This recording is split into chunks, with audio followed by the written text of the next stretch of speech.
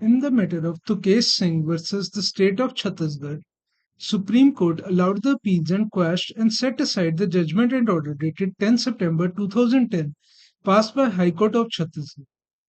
Court said that it is not possible to come to a conclusion that the guilt of the appellants or the accused was proved beyond a reasonable doubt.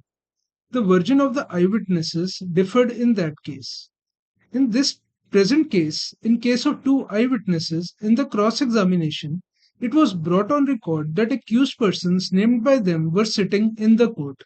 However, they did not identify a particular accused by ascribing him a role. None of the eyewitnesses had specifically identified any of the accused in the court.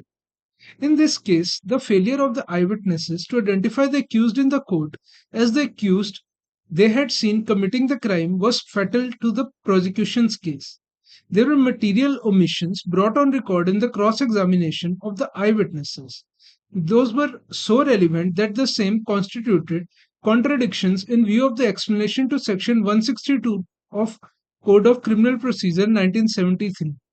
The appellants or the accused, before they were enlarged on bail, had undergone a minimum of 9 to 10 years of actual sentence. They had been on bail for about 12 years. Court said that in a case where there are eyewitnesses, one situation can be that the eyewitness knew the accused before the incident. The eyewitnesses must identify the accused sitting in the dock as the same accused whom they had seen committing the crime. Another situation can be that the eyewitnesses did not know the accused before the incident. In the normal course, in case of second situation, it is necessary to hold a test identification parade. If it is not held and if the evidence of the eyewitness is recorded after a few years, the identification of such an accused by eyewitness in the court becomes vulnerable. Identification of the accused sitting in the court by the eyewitness is of utmost importance, said the court. For example, if an eyewitness states in his deposition that he had seen A, B, and C killing X and he knew A, B, and C, such a statement in the examination in chief is not sufficient to link the same to the accused. The eyewitness must identify the accused A, B, and C in the court.